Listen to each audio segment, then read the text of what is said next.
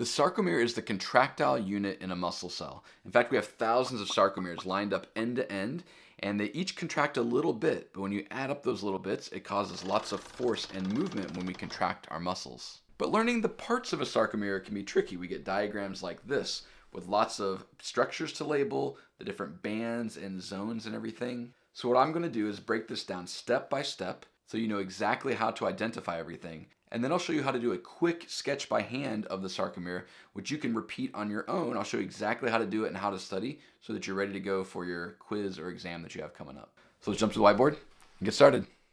So let's start by taking a look at where sarcomeres are in the muscle. So if we take a look at this diagram from another video, we've got a muscle right here. The muscle is broken down into fascicles, which are broken down into many muscle fibers. Those are the cells. And then each muscle cell has myofibrils, which are these kind of cylinders that contain myofilaments. The filaments are the actin and myosin protein filaments. And then the sarcomere is going to be one contractile unit of that. So this section right there is a sarcomere.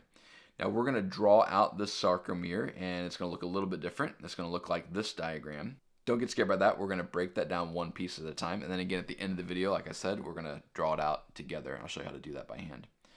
So let's start with our zigzag line right there. That's actually the Z line. And at each vertex of that, we're going to draw some horizontal lines like this. And this is going to be the actin filament, or the thin filament. That's important to remember. This is the thin filament when we start relabeling the bands later on. And that thin actin filament contains the Z line. The Z there looks like a zigzag. That's how I remember it. It's actually from the German word zwischen, I think. This stuff was first discovered by the German scientist van Leeuwenhoek. So we'll see a bit of German in there for the naming of the structures. Now that distance between one Z line to the next is one sarcomere length. And that word sarcomere, sarco means muscle, and mere means to measure. So these are literally like one little muscle measurement. But that sarcomere will lengthen and shorten. We'll see that in this diagram a little bit later on. Next we have the myosin, or the thick filament. So I'm going to draw two on my diagram here, and I've got them drawn much thicker than the actin. I've kind of over-exaggerated that a bit.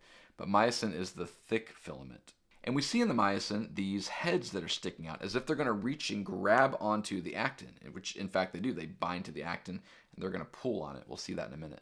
Now going down the middle of the myosin is going to be the M line.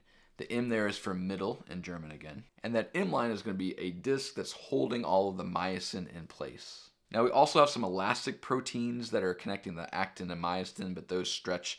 Those are almost never labeled on diagrams like this. So that's all of the physical structures that we're going to draw on the diagram. Now we're going to label some regions of the diagram. The first one is called the I band. I stands for isotropic, which is just describing something that happens when we shine polarized light on this, so you probably don't need to know that. But the way that I remember that I is because I is the skinniest letter, it's the thinnest letter, and this is going to be the region where we only have the thin filament. So just remember, I is thin, and we have the thin filament only in this region. So that's the I band. And if we look at this under the microscope, which I'll show you in a second, this I band actually is lighter than the other regions. We also have an I band over here, of course, where we don't have myosin. And the region where we do have myosin is the A band. That stands for anisotropic. Probably don't need to know that. But the A there, I just think of it as the A is wide. It gets wide at the bottom. So we have or thick at the bottom. So we have the thick filament present where the A band is. So where the I band is, we have only the thin filament actin. And where the A band is, we have the thick filament myosin. And because that thick filament is there, the A band ends up being dark. And of course we'll have A bands on either side of those I bands in our diagram too. And this alternating between the light of the I band and the dark of the A band is what causes striations, or the stripe-looking nature of skeletal muscle. Now you'll notice in the middle of the A band there's this area where we have myosin, but we don't have the actin. The actin doesn't extend into this little section right there. And so that region is called the H zone. H stands for helle, which is German for brighter. And that little section is brighter than the rest of the A band because it only has one filament type and not both overlapping there. And in the middle of that, we have the M line, of course. So we'll have this dark region in the middle of the H zone. Now let's take a look at what this looks like under the microscope. And so up here we can see here's the Z line. It's the darkest region of this. And then on either side of the Z line, we've got that I band. And you notice that looks lighter than the A band over here. So the I band is the brighter part. We got the A band, which is the darker part. And then in the middle of the A band, we can see the M line. That's where this M line disc is right there. And then on either side of that M line, we've got a slightly brighter region, and that's going to be the H zone, where the actin does not overlap the myosin. So Z line, I band, A band, M line, and the H zone right there. Now let's take a look at what happens whenever the sarcomere contracts. So let's lengthen our muscle or relax our muscle right here. And I want you to pay attention to what happens to the I band, the A band, and the H zone whenever we contract the muscle. So our myosin heads are going to reach out and grab. They're going to pull, what's called the power stroke. By the way, if you need to learn about the sliding filament model, everything that's happening here, I've got a separate video for that. I'll link in the description. So here we have the power stroke. And notice something, the A band length didn't change. The A band didn't change because the myosin length didn't change, whereas the I band got shorter and the H zone got shorter. Now, if all of those I bands and all of these sarcomeres over the length of the muscle all get shorter, that's going to be the whole muscle contracting and getting shorter. Watch that again here. We're going to relax the muscle. You can see the H zone got wider, the I band got wider. The myosin head's going to reach out and grab. Power stroke, the I band and H zone get smaller, A band stays the same. Then we relax and do that again. And you won't believe how long creating that little animation in Keynote took me, but I'm glad it turned out okay.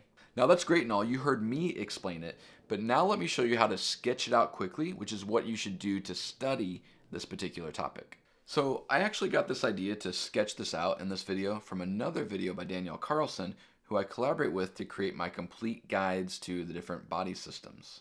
We're actually working on the muscular system guide right now, and the idea is that we put everything that an A&P 1 or 2 student needs to know about that system all in one place with encoding and retrieval strategies and all of that. So check those out in the link in the description if you think that might be helpful.